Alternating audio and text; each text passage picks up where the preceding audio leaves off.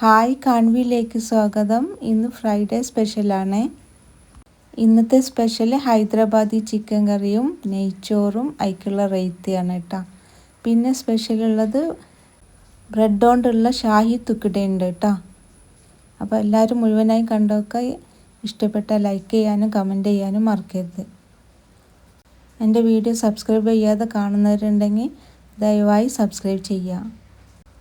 അപ്പോൾ ഇന്ന് രാവിലെ ബ്രേക്ക്ഫാസ്റ്റ് പൂളയും തേങ്ങാപ്പാലുമാണ് കേട്ടോ. പൂളെന്ന് പറഞ്ഞാൽ കപ്പ, ഞങ്ങളിവിടെ പറയൽ പൂള എന്നാണ് കേട്ടോ. അപ്പോൾ പൂളയും തേങ്ങാപ്പാലുമാണ് ഞങ്ങളിന്ന് കഴിച്ചിട്ടുള്ളത്. കപ്പയ്ക്ക് ഇന്ന് സ്പെഷ്യലാണ്. ഇത് വീട്ടിലുണ്ടായ കപ്പയാണ്, ആദ്യമായിട്ട് പറിച്ചതാണ്. അപ്പോൾ അത് മഴ ആയതുകൊണ്ട് വേവോ എന്നുള്ള ഒരു സംശയം ഉണ്ടായിരുന്നു. പക്ഷെ നല്ല രീതിയിൽ തന്നെ കിട്ടിയിട്ടുണ്ട് കേട്ടോ. ചെറിയൊരു കയ്പ്പ് വന്നിട്ടുണ്ട്, വൈകി പറിച്ചതുകൊണ്ടാവും, അല്ലാത്തൊരു കുഴപ്പമില്ല. അപ്പോൾ നമ്മൾ വീട്ടിലുണ്ടായതായതുകൊണ്ട് അതൊരു സ്പെഷ്യലല്ലേ. പിന്നെ ഉച്ചക്കത്തേക്കുള്ള പരിപാടിയാണ്. ഞാൻ ഹൈദരാബാദി ചിക്കൻ കറിയാണ്. അതിലേക്ക് 1 കപ്പ് തേങ്ങയും 10 ബദവും 10 അണ്ടിപ്പരിപ്പും ഇട്ട് കുറച്ച് വെള്ളത്തിൽ അരിച്ചെടുക്കുന്നുണ്ട്. ഇനി 3 വലിയ ഉള്ളി എടുത്തിട്ടുണ്ട്. അത് ഇതുപോലെ ഫ്രൈ ചെയ്തെടുക്കുക. നമ്മൾ ബിരിയാണിക്കൊക്കെ മേലെ ഇടാൻ എടുക്കുന്ന ഫ്രൈ ചെയ്യില്ല, അതുപോലെ നല്ല ഫ്രൈ ചെയ്തെടുക്കുക. ചുവപ്പ് കളറാവുന്ന വരെ ഒന്ന് ഫ്രൈ ചെയ്തെടുക്കുക. ഇനി ചിക്കന് കഴുകി വെള്ളം വാർന്നതിന് ശേഷം അതിലേക്ക് 1 കപ്പ് തൈര്, ഇഞ്ചി വെളുത്തുള്ളി പേസ്റ്റ് ഓരോ ടീസ്പൂണ്, പിന്നെ കുരുമുളക് പൊടി 1 ടീസ്പൂണ്, മഞ്ഞൾപ്പൊടി 1 ടീസ്പൂണ്, കാശ്മീരി ചില്ലി പൊടി 2 ടീസ്പൂണ്. കാശ്മീരി ചില്ലിപ്പൊടി തന്നെ വേണം കേട്ടോ.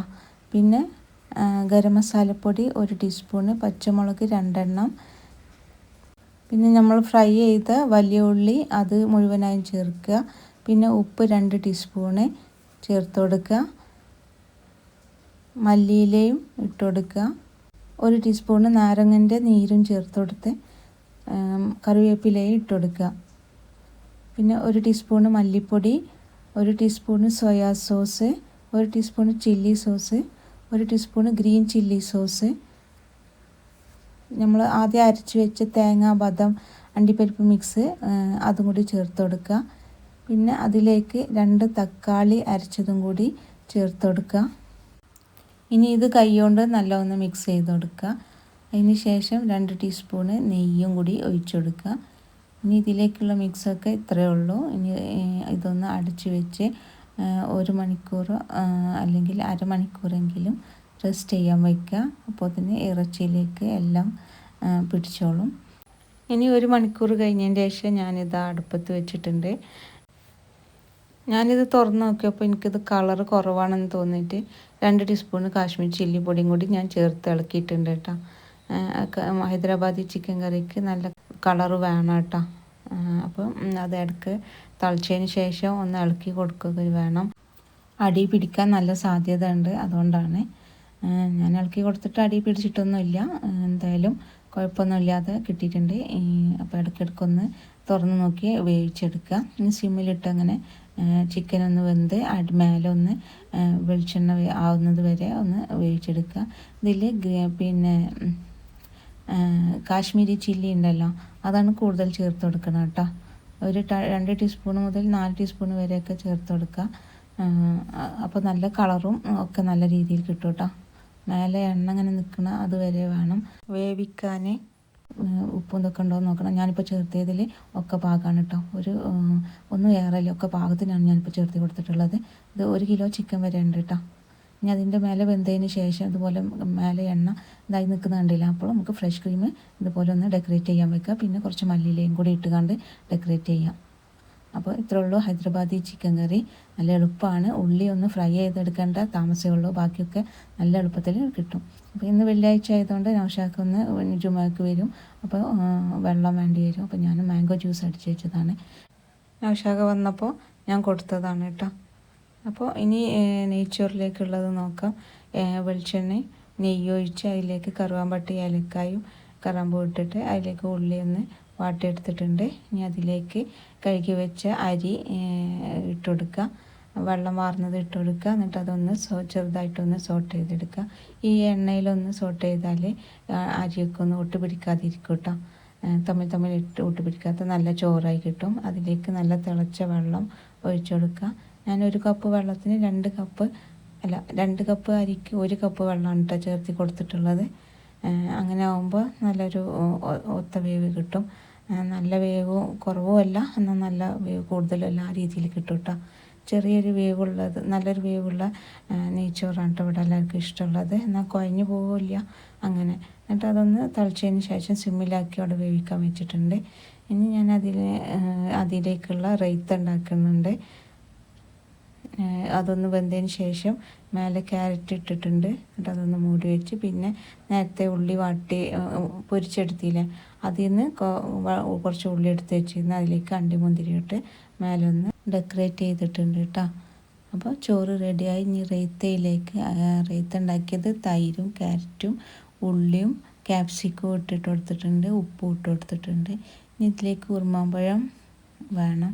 അപ്പോൾ നമ്മൾ കായ്ച്ച് നിൽക്കുന്ന ഉറുമാമ്പഴം ഉണ്ടല്ലോ, അപ്പോൾ അതിൽ നിന്ന് ഞാൻ പറിക്കുകയാണ് കേട്ടോ. ജുമുൻ്റെ നേരാണത്. അവിടെ അടുത്തുള്ള പള്ളി തന്നെയാണ്. ഗേറ്റിൻ്റെ ഭാഗത്ത് നോക്കിയാൽ തന്നെയാണ്. അപ്പോൾ ഞാനൊരു ഉറുമാമ്പഴം എടുത്തിട്ടുണ്ട്. അത് ഞാൻ തൊളിച്ച് ഇതിലേക്ക് ഇട്ട് കൊടുത്തിട്ടുണ്ട് കേട്ടോ. നല്ലൊരു സന്തോഷമാണല്ലേ നമ്മളെ മരത്തുമെന്ന് തന്നെ പറിച്ച് ഇങ്ങനെയൊക്കെ ഇടാൻ പറ്റിയാൽ. ഇതിൻ്റെ വളങ്ങളും ഒക്കെയുള്ള കൊടുക്കുന്ന വീഡിയോകളൊക്കെ ഇട്ടിട്ടുണ്ട് കേട്ടോ. കാണാത്തവരൊക്കെ ഉണ്ടെങ്കിൽ കണ്ടു നോക്കുക. ഞങ്ങളുടെ വീട്ടിലെ ഫ്രൂട്ട്സ് തൈകളും മാവൻ തൈകളും ഒക്കെ നൗഷാദ് ഉണ്ടാക്കുന്ന അതിൻ്റെ ഓരോ വീഡിയോ നൗഷാദ് തന്നെ പറയുന്ന കാര്യങ്ങളൊക്കെ ഉള്ള വീഡിയോ ഉണ്ട്. കാണാത്തവരൊക്കെ ഉണ്ടെങ്കിൽ കണ്ടു നോക്കുക കേട്ടോ. നല്ല ടേസ്റ്റി ആയിട്ടുള്ളതാണ്. ചെറിയ പുളിയുള്ള തൈരാണ്, അധികം പുളിയില്ലാത്ത തൈരാണ് ഞാൻ ചേർത്തി കൊടുത്തിട്ടുള്ളത്. അങ്ങനെ നൗഷാദ് ജുമ കഴിഞ്ഞ് വന്നിട്ടുണ്ട്. നെയ്ച്ചോറ് കണ്ടില്ലേ, നല്ല തൊടാതെ അങ്ങനെയുള്ള നല്ല ചോറാണ് കിട്ടിയിട്ടുള്ളത്. ആദ്യം ഒന്ന് അരി ഒന്ന് വറുത്ത് ചെറിയൊന്ന് സോട്ട് ചെയ്തിട്ടല്ലേ, അങ്ങനെ ഇതുപോലെ നല്ല രീതിയിൽ ചോറ് കിട്ടും.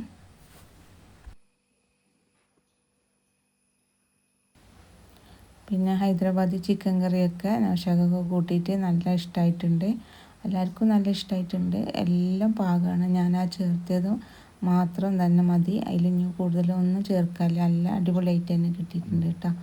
അപ്പോൾ ഇന്നത്തെ ലഞ്ചും കഴിഞ്ഞ് ജുമയും കഴിഞ്ഞ് ചോറും കഴിഞ്ഞ് നൗഷാദ് കടയ്ക്ക് പോയിട്ടുണ്ട്. ഞാനും ഉമ്മയാണ് ഉള്ളത് കേട്ടോ. ഹസ്ബൻഡിൻ്റെ ഉമ്മ ഞങ്ങൾ അടുത്താണ്, തറവാട്ടിലാട്ടോ ഞങ്ങളുള്ളത്. അപ്പോൾ പിന്നെ മോന് സ്കൂളിൽ പോയതാണ്, മോള് പിന്നെ മംഗലാപുരം പഠിക്കാൻ പോയതാണ്. അപ്പോൾ ഇനി മോൻക്ക് വന്നിട്ട് അവൻ ഭക്ഷണം കഴിക്കും. അപ്പോഴേക്കും ഞാനിതാ നമ്മളെ ബോബിൻ്റെ അടുത്ത് ഒക്കെ ഒന്ന് പോയി ഭക്ഷണമൊക്കെ ഇട്ട് കൊടുത്തിട്ടുണ്ട്.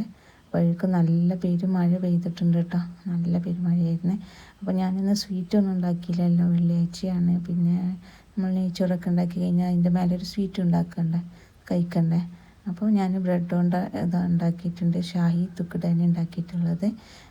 ഇതുപോലെ ബ്രെഡ് സ്ലൈസ് ആക്കി വെക്കുക, എന്നിട്ടത് ഓയിലോ നെയ്യിലോ ഫ്രൈ ചെയ്തെടുക്കുക. ഇത് നല്ല ഡീപ്പ് ഫ്രൈ ചെയ്തെടുക്കണം. പക്ഷേ ഞാൻ ഡീപ്പ് ഫ്രൈ ചെയ്യണില്ല, ഷാലോ ഫ്രൈ ചെയ്യുന്നുള്ളൂ. ബ്രെഡ് ഡീപ്പ് ഫ്രൈ ചെയ്താലുള്ള അവസ്ഥ അറിയാലോ, നല്ല എണ്ണ കുടിക്കും. പക്ഷേ ആ ഒരു അവസ്ഥ എനിക്ക് തീരെ ഇഷ്ടമില്ല.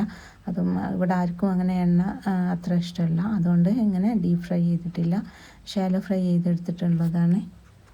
ഇനിയൊരു പാത്രത്തിലേക്ക് പാല് ഒഴിച്ചെടുക്കുക. ഞാൻ 2 കപ്പ് പാലെടുത്തിട്ടുണ്ട്. 1/2 കപ്പ് ഞാൻ കസ്റ്റർഡ് പൗഡർ 2 ടീസ്പൂൺ 1/2 കപ്പിലേക്ക് മിക്സ് ചെയ്തിട്ടുണ്ട്. ഇത് ഞാൻ 2 കപ്പ് പാലിലേക്ക് ഏലക്കായ പൊടിയും പഞ്ചസാരയും ഇട്ടുകൊണ്ട് തിളപ്പിച്ചെടുക്കുകയാണ്. ഇനി അതിലേക്ക് കസ്റ്റർഡ് മിക്സ് ഒഴിച്ചെടുക്കുക. എന്നിട്ട് അതൊന്ന് നല്ലൊന്ന് തിളപ്പിച്ചെടുക്കുക. ഇനി ഇതിലേക്ക് മിൽക്ക് മെയ്ഡ് വേണമെങ്കിൽ ഒഴിച്ചെടുക്കുക. ഞാൻ നല്ല പഞ്ചസാര ചേർത്ത് കൊടുത്തിട്ടുണ്ട്, അതുകൊണ്ട് മിൽക്ക് മെയ്ഡ് ഒഴിച്ചു കൊടുത്തിട്ടില്ല. ഇനി ഇതിങ്ങനെ ഒന്ന് കുറുകി വരുമ്പോൾ ഓഫാക്കി എടുക്കുക. ഇനി അത് നമ്മൾ ബ്രെഡ് സ്ലൈസ് ചെയ്തത് ഫ്രൈ ചെയ്തെടുത്തില്ലേ, അതിൻ്റെ മേലിലേക്ക് ഇതുപോലെ ഒഴിച്ചു കൊടുക്കുക. ബ്രെഡിൻ്റെ മേലെ ബ്രെഡ് പൊങ്ങുന്നത് വരെ ഇങ്ങനെ ഒഴിച്ചു കൊടുക്കുക. ഇനി അതിൻ്റെ മേലെ നട്ട്സ് വിതറി കൊടുക്കുക, പിസ്തയും ബദവും ഒക്കെ വിതറി കൊടുക്കുക. നമ്മളടുത്തുള്ളത് എന്താ വെച്ചാൽ ചെയ്ത് കൊടുക്കുക കേട്ടോ.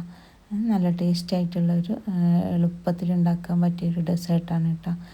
ഇനി പാർട്ടിയിലൊക്കെ വിളമ്പാനും പറ്റും, ഈദിനൊക്കെ അടിപൊളിയായിട്ട് ഉണ്ടാക്കാൻ പറ്റിയൊരു ഡെസേർട്ടാണ്.